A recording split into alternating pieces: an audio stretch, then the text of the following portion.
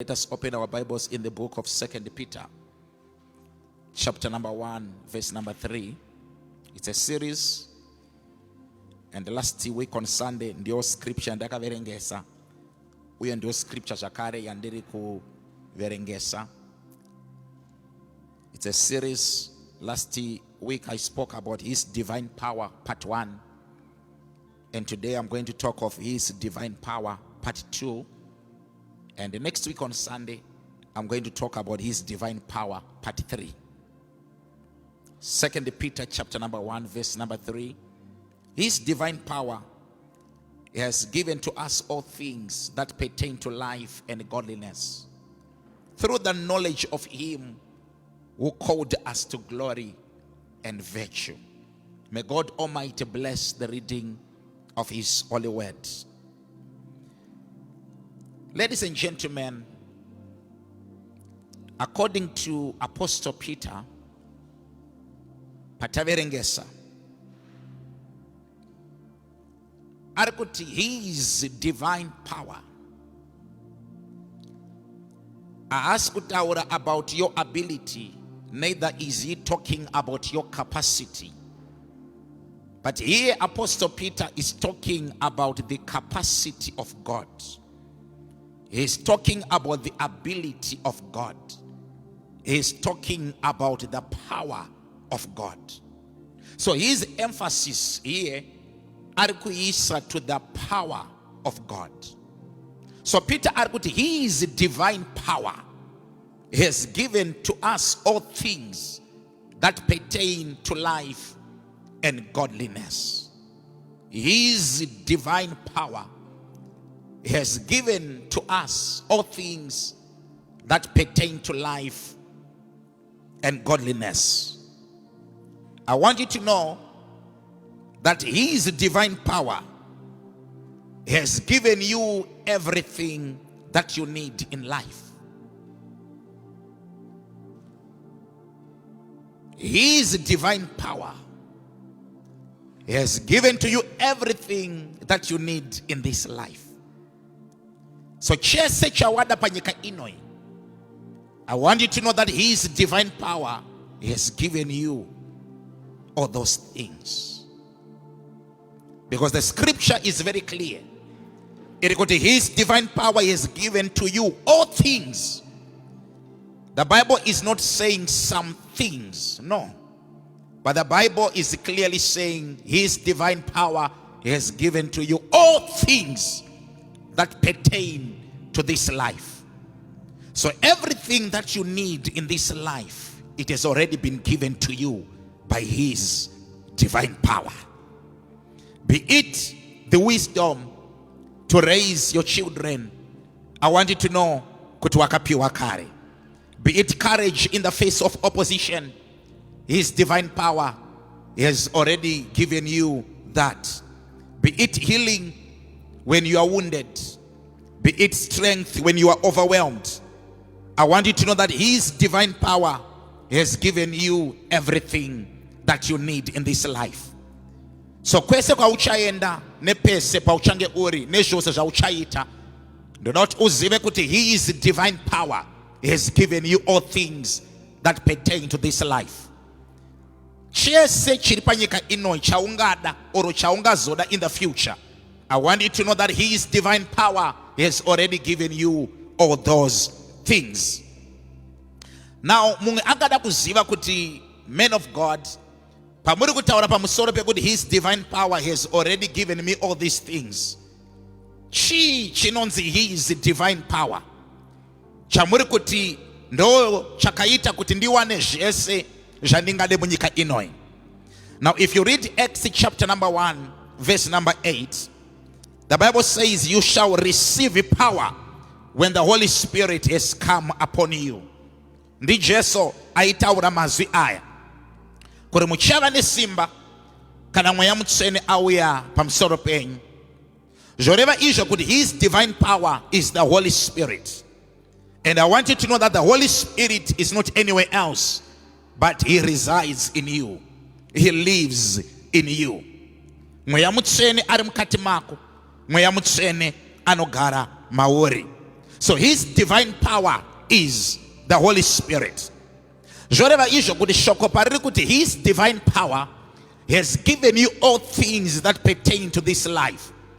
Without uzive kuti because of the Holy Spirit that resides inside of you, wakapiwa zvese zvaunoda kuburikidza namweya mutsvene ari mukati mako.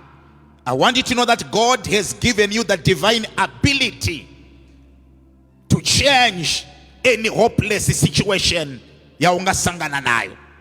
Pese pawasvika, you are supposed to be in charge. You are supposed to dominate. You are supposed to reign. Nechikonzero chekuti una mweya mutsvene wawakapiwa kare. Mwari already akakupa his divine ability. Saka pese paunenge uri, regedza kutarisa your stature, regedza kutarisa your background, regedza kutarisa experience iri kuitika mu life yako. But I want you to know that God already has given you his divine ability. Saka pese pawashika, you carry that power to change any hopeless situation, kuti ive situation yakanaka. So everything that you have is a result of his divine power and not your ability. Chese chaunacho, ringava basa raunaro, ringava business raunaro, ingava imba yaunayo, ingava motokari yaunayo, chese chaunacho, I want you to know kuti it is a result of his divine power and not your ability. Munge anogona celebrate kuti business rangu riri kubata ma profits akakura. I want you to know that it is not your ability, but it is his divine power. Ukaona ma clients ne ma customer achiuya ku business rako, it is not your ability, but it is his divine power. So I want you to know kuti wakaona une project yauri kuita ichishika pakupera, maybe you are constructing a house, kushika upedze kuvaka, it is not your ability, but it is his divine power. So I want you to know that everything chaungada panyika inoi, nechose chaunacho, it is a result of his divine power. Unozviziva here kuti zvakare, you cannot be a giver or a tither without his divine power. Augone kupa kubasa ra Mwari, uye augone kubvisa chegumi except kana una mweya mutsvene ari mukati mako. Chikonzero ndechekuti nature yemunhu yagara inonyima. Munhu zvaari masikiro aakaitwa maari mune mbeu already yekunyima. But ukaona munhu achipa, ukaona munhu achibvisa chegumi, I want you to know kuti it is not his ability, but mweya mutsvene ndiye ari kumuinfluencer. Mweya mutsvene ndiye ari kumukundisa kuti asapote basa ra Mwari. Ukaona munhu, for example, let's say pane fundraising iri kuitwa yebasa ra Mwari, ukaona munhu achipa mota kubasa ra Mwari, ukaona munhu achipa kana stand kubasa ra Mwari, ukaona munhu achipa even $1,000 kubasa ra Mwari, I want you to know kuti ndi mweya mutsvene, because it takes his divine power to become a sacrificial giver. Ukaona wese are faithful in tithing, are faithful in giving, are faithful in supporting the work of God, it takes his divine power. Now if you read the Colossians chapter number 2 verse number 10, I love this portion of scripture. The Bible says you are complete in Christ Jesus. Urikuona ile shoko la Mwari zvariri kutaura kureva kuti wese ari panapa ari under the sound of my voice. The Bible is saying you are complete in Christ. Zvoreva izvo kuti there is nothing that is missing in your life. Chikonzero Bible riri kuti you are complete in Christ. It is because the Lord has given you all things that pertain to this life. Saka pese paunenge uri, do not uzvizive kuti you are complete in Christ Jesus. When you are complete in Christ Jesus, in simple terms, it means God is not going to do anything for you today, because he has already done everything for you in Christ Jesus. Hakuna Mwari chaachakuitira nhasi. Nda zvese zvaari supposed kukuitira akakuitira kare muna Kristo Jesu. Ndinoda kuti undibatisise kuti hakuna chinhu Mwari chaachakuitira nhasi oro chaachakuitira mangwana. That there are people who are waiting for God to do something for them. Kune vanhu vari kuexpecta kuti Mwari ane chaachavaitira probably tomorrow or in the near future. But I want you to know that there is nothing Mwari chava chakuitira chikonzero. He has already done everything for you in Christ Jesus. Chese chaungada ne chese chaungade kuita Mwari vakakuitira kare muna Kristo Jesu. Unoziva here kuti Jesu ari pamuchinjikwa paakadanidzira akati zvapera, paakataura akati it is finished. He accomplished everything necessary to bring you out of every predicament, and he gave you the life of glory. Paakati zvapera, there is a transcendent life Jesu yaakakupa. Paakati zvapera, kureva kuti Jesu akaita everything that was necessary for him to do kuti ubude out of every dungeon, kuti ubude out of every trap, kuti ubude out of every pity. So I want you to know that when he said it is finished, Jesu akapedza kare zvese zvine chokuita neupenyu hwako. Mumwe anogona kuti pastor, ndauya ndichirwara, mandinamatira ndokubva ndapora, saka Mwari andiporesa, ndapora nhasi. Ndoda kuti uzive kuti hauna kupora nhasi, but we have tapped into something Jesu chaakaita kare pamuchinjikwa. Ukaona uchiti ndapora nhasi, hauna kupora nhasi, wakapora more than 2000 years ago paakarembera pamuchinjikwa. But waita step into your divine health. We have tapped into something chakaitwa kare na Jesu pamuchinjikwa. Zvoreva izvo kuti chese chauchada panyika ino, ndoda kuti uzive kuti Mwari akazviita kare muna Jesu ari pamuchinjikwa. Ndosaka Jesu akati it is finished. Ndosaka Jesu akati zvapera. Now Jesu paakati zvapera ari pamuchinjikwa, zvoreva izvo kuti Satan is no longer in charge. Satan is no longer in charge. He no longer has power. Wakaipa hasisina simba pamusoro peupenyu hwako nekuti Jesu akati zvapera. Zvizive kuti angave Satan, dzingava n'anga, angave masatanist, angave madhimoni, havasisina simba pamusoro peupenyu hwako nekuti Jesu paakarembera pamuchinjikwa akataura akati zvapera. Now when Jesus rose from the dead, ndoda kuti uzive kuti power changed hands. Ndoda kuti uzive kuti Adam paakatadzira Mwari, Satan ndiye akanga atora simba. But when Jesus was raised from the dead, I want you to know kuti power changed hands. Ndosaka uchiona kuti all power in heaven and on earth was handed over to Jesus. Paakamuka muvakafa, simba rese rekudenga, simba rese repanyika, nesimba rose repasi penyika rakapiwa Jesu.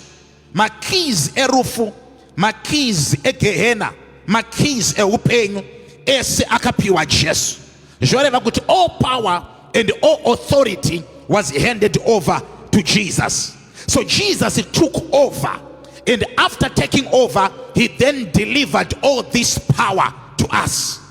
Zvoreva izvo kuti amuka, ndosaka akataura akati all authority in heaven and on earth has been given unto me. So Jesus took over, ndokubva atora simba riya, and he delivered that power to you and I. Zvoreva izvo kuti Jesu chaakainga pano panyika ane power, ane dominion, ane authority yagara yaida kutora kuna Lucifer. Pa akarembera pamuchinjikwa achifa, Bible rinoti akatanga adzika asati akwira kuenda kudenga.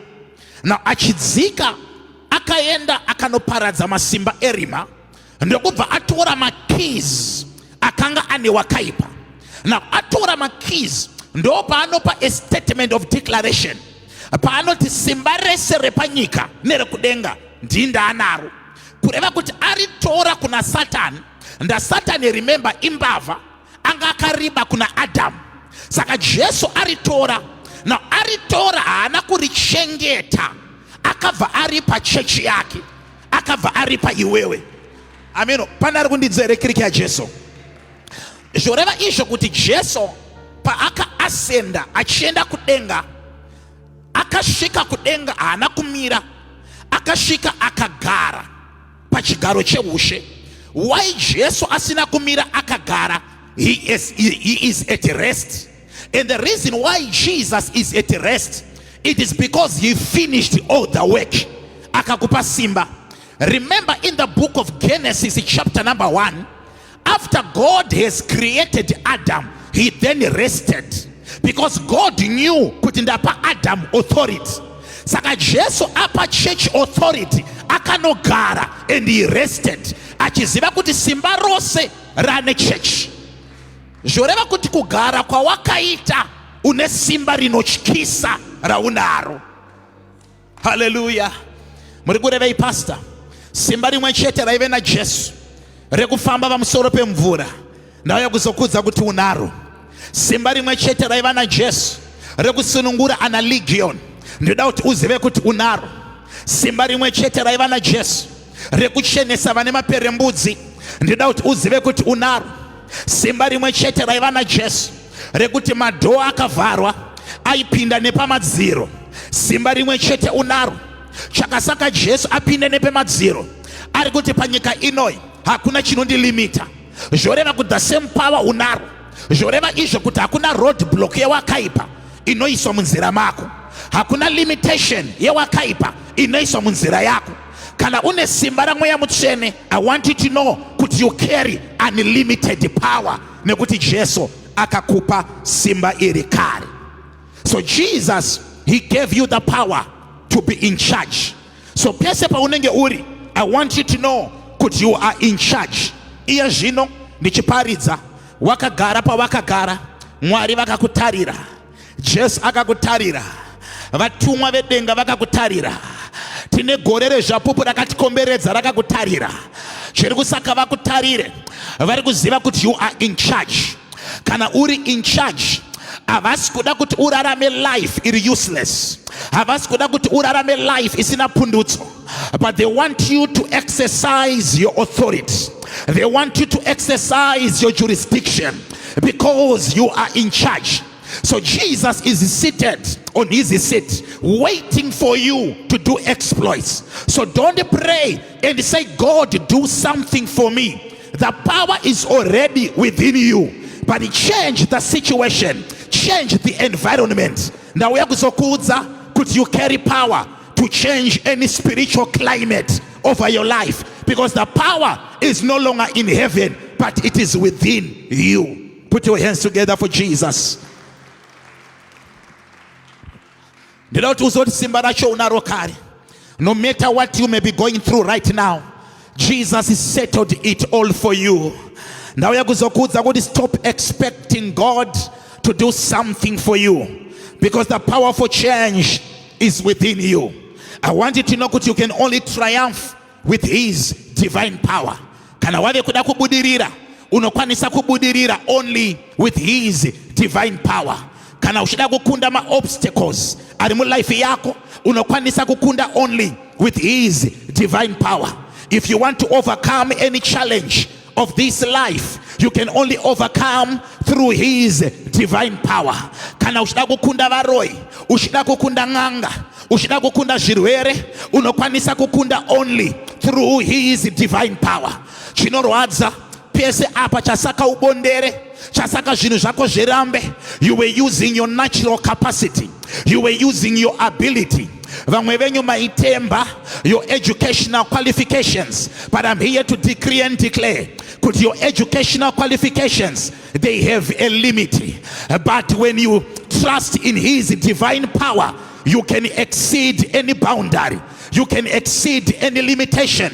I am here to prophesy to your life. Vamwe venyu musati marorwa waitemba your beauty, nyamba your beauty has a limitation, but you need his divine power. When you start operating in his divine power, there is no limitation in your life. There is no limitation in your family. There is no limitation in your career. Mwari andituma kuti ndikuzivise kuti it's high time you have to step into power and authority. Come out of religion and step into his divine power. Mwari andituma kuti ndikuzivise kuti regedza kuzvi-underestimate, but you carry the grace of God. You carry the power of God. You carry the force of heaven. There is a backup of heaven. Iri kukubeka right now. Kureva kuti the whole creation is waiting for your manifestation. Zuvara nasi ndinokutuma service ino ichipera ndinoti go and manifest in the name of Jesus. Go and shine by the power of the Holy Spirit, because the power is already inside of you. Hallelujah. So kana wakangwara ndiri kuti it is time to crave for his power. Kana wakangwara desire to walk in his divine power. If you start walking in his divine power, you are going to overcome every challenge yaungasangana nayo. Ndinofarira Luke chapter number 10 verse number 19. Unaona Jesu achiudza vadzidzi vake anoti, behold, I give unto you power. Ndi Jesu ari kutaura uyo, ari kuti behold, I give unto you power. Ladies and gentlemen, ndauya kuzokuudza kuti hakuna rimwe simba rauchapiwa, but wakapiwa kare simba. Simba ira unakuripiwa na pastor, but wakapiwa na Jesu omene. Iye Jesu muchinda werugare, iye Jesu ishe wamadzishe, iye Jesu akaberekwa nemhandara, iye Jesu akakunda rufu, iye Jesu akamuka muvakafa, ndiye akakupa this power. Ari kutaura achiti behold, I give unto you authority.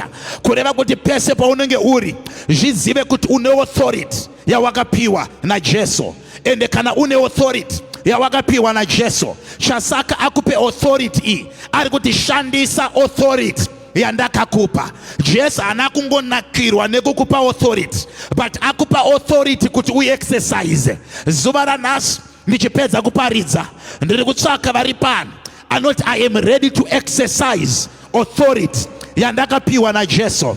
Ladies and gentlemen, I am here to tell you that the hour has come for you to take your position in the realm of the spirit. I say the hour has come for you kuti utange cooperate mu dimension ya unotarisirwa kwete nenyika, but ya unotarisirwa na Jehovah.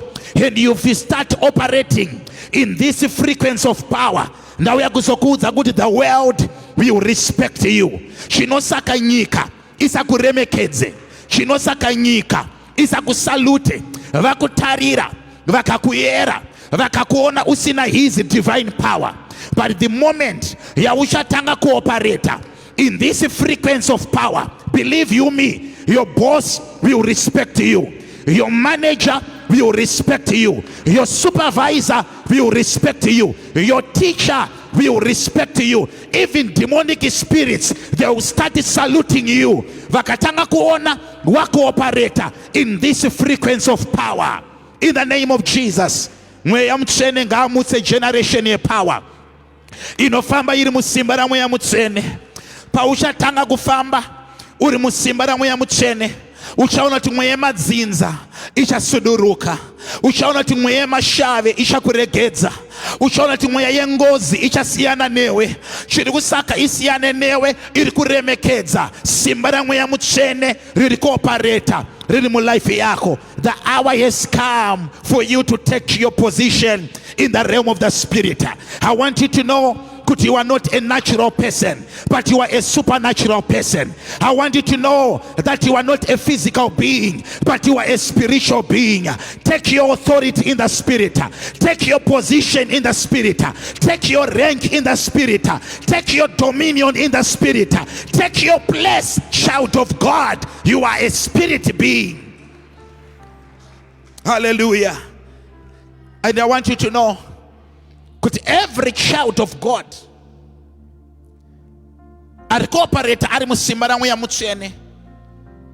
is like a traffic officer. Unozviziva here kuti mupurisa kana akamira pa white line pakati pe road. Magonyeti anopaka. Hazvine kuti gonyeti rakareba sei. Hazvine kuti gonyeti rakatakura chii. Whether I tractor yauya, whether I Benz yauya, whether I lorry rauya, whether I abnormal truck yauya, as long mupurisa amira pa white line akasimudza his right hand, no matter lorry iri kufamba ne speed yakaita sei, driver anotsika mabreki. Now chiri kuitika, ladies and gentlemen, chiri kusaka madriver atsike mabreki chikonze chekuti mupurisa has been empowered by the authority of the government. Zvoreva kuti driver chiro akadhakwa, chinosaka atsike mabreki haasi kuremekedza mupurisa, but ari kuremekedza the empowerment yakaiswa paari nehurumende. Ayayayayaya, ndiri kunzika here kirike ya Jesu. So like the traffic officer, you are also empowered by the government of God. You are empowered by the government of heaven. Ndauya kuzokudza, ladies and gentlemen, kuti haisi hurumende inouya muroad yomisa magonyeti kana kumisa mota. Vanoziva kuti takakupa authority kare. Commissioner wemapurisa anoramba ari muofisi yake, His Excellency vanoramba vari ku State House, but vari kuziva kuti muhighway mune watakapa authority. So akapiwa authority ndiye anomisa magonyeti. Saka regedza kumirira Jehovah kuti vadzinge mweya yetsvina mulife yako. Vari kuti takakupa authority kare, iwewe misa dhimoni rawada kumisa. Chinosaka chidhoma chikuremekedze, hachiremekedze beauty, hachiremekedze height yako, hachiremekedze kuti you are fluent in English, hachiremekedze masters yaunayo, but chinoremekedza the empowerment yakaiswa pauri by the government of heaven. Saka regedza kutya nhasi kuti ndikarwa nezvishiri ko zvikandikunda. Zvishiri zviri kutya simba rakaiswa mukati mako. Ndauya kuzokudza nezita raJesu kuti pane power rakaiswa naMwari mukati mako.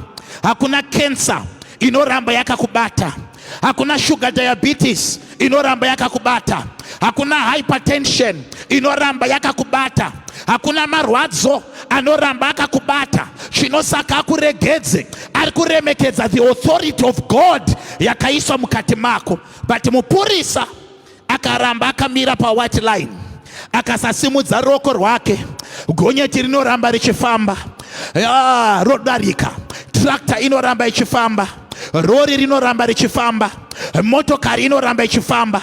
Saka all along chaisaka madhimoni aite muzerere pafamily yako, chaisaka zvirwere zviite muzerere pafamily yako, wairamba wakamira pa white line usingashandise authority yako. But nhasi nezita raJesu, simudza ruoko rwako uti magonyeti emwe yetsvina dzikamai, tsikai mabreki. Aripo here ari pano anoti pane chirwere chinofanira kutsika mabreki, pane dambudziko rinofanira kutsika mabreki, pane varoi vanofanira kutsika mabreki. Ndakamira pano nezita raJesu, hakuna chichauya chichiita muzerere palife yako. Une authority yekuchimisa nezita raJesu Kristu weNazareta. Une authority. Ndio message andatumwa na Mwari nasi kuti ndikuzivise kuti une authority. Paunomuka pakati peusiku uchinamata, varoi vose vemuraini mako vanotiza nekuti watanga kunamata. Every prayer yaunoita inokonzeresa munyika yomweya. Every time yaunonamata, there is a spiritual climate yauno creator. Ndauya kuzotaura newe zuva ranhasi kuti une authority yaunayo yawakapiwa na Jehovah. Zvoreva izvo kuti Satan has no power to harass you.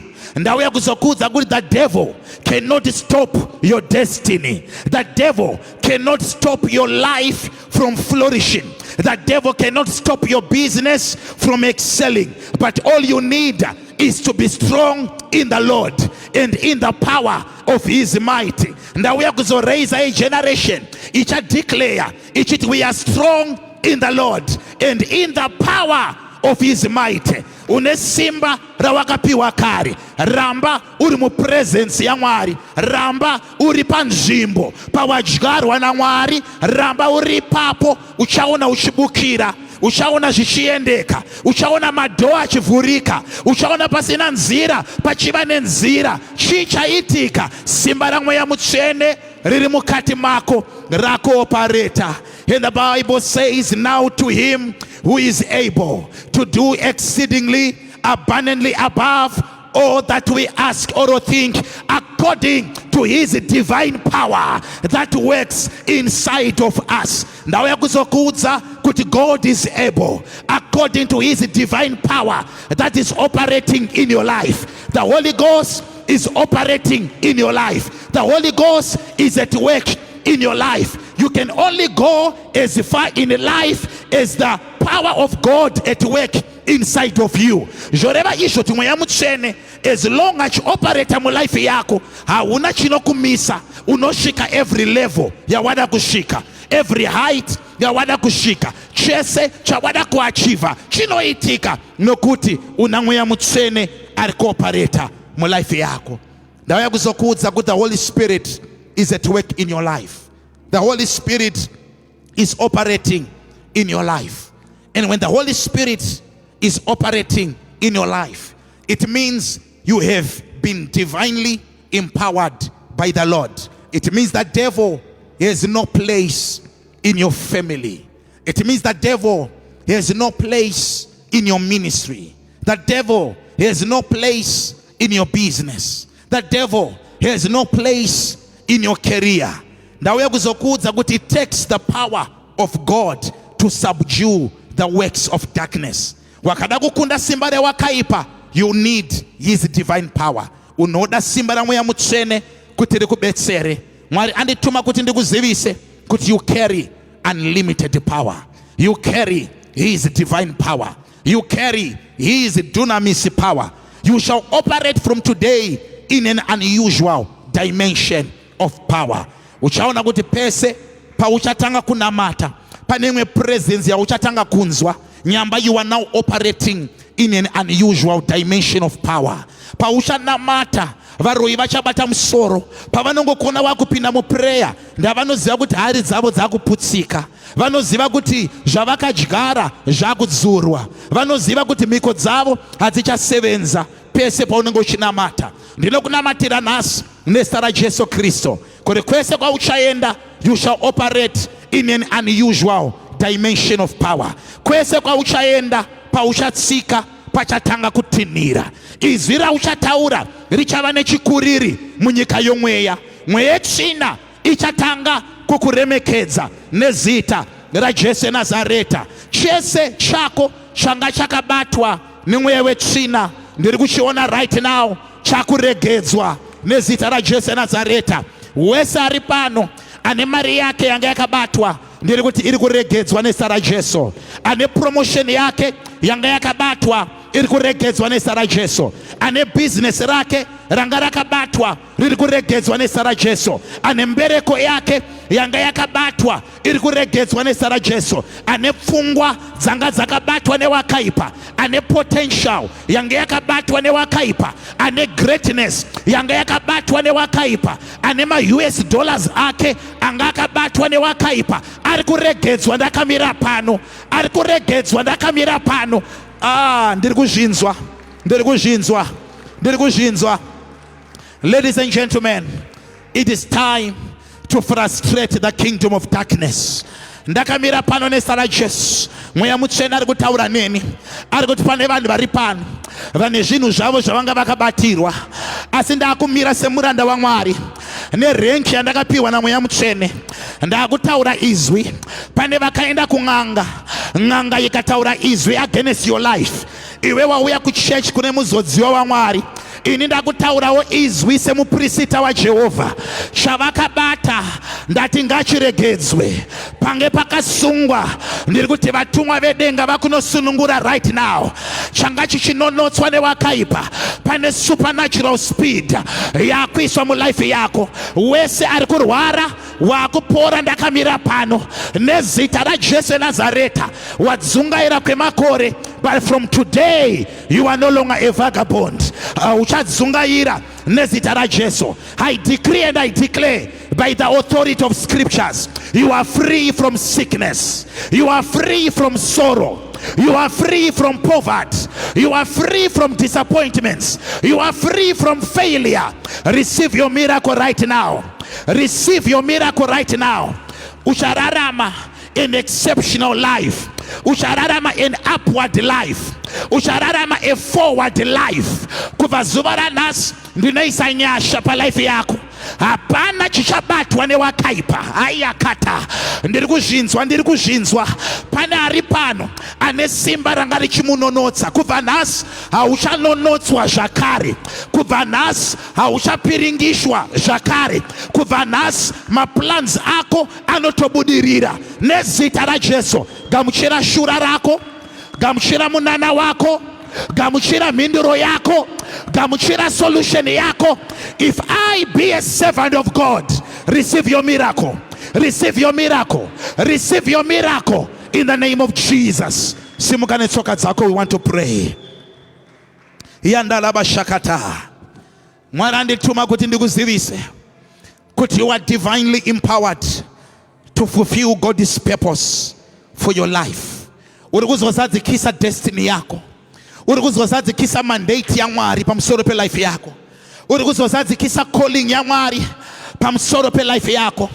Chese chakarewa na Mwari pamusoro pe life yako chiri kuzozadzikiswa nezita raJesu Nazareta.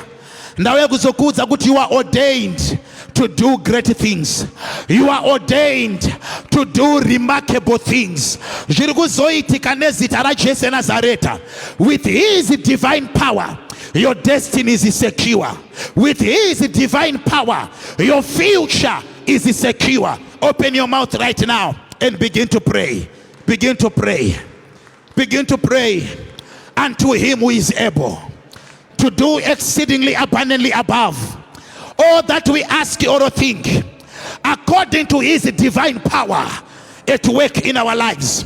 Begin to pray right now. Begin to pray right now. It is your season. It is your time. It is your moment. Your season has arrived. You are shining by the Holy Spirit. His divine power is operating in your life.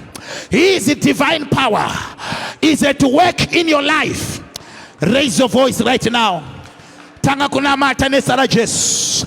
Tanga kunamata nesara Jesu. Your future is secure.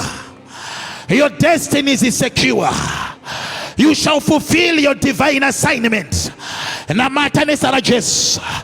Namata nesara Jesu. It's time for you to testify. Yakwana time yekupa testimony. Tina Mwari wenyasha. Tina Mwari asinganyadzise. Tina Mwari wenyasha. Tina Mwari asinganyadzise.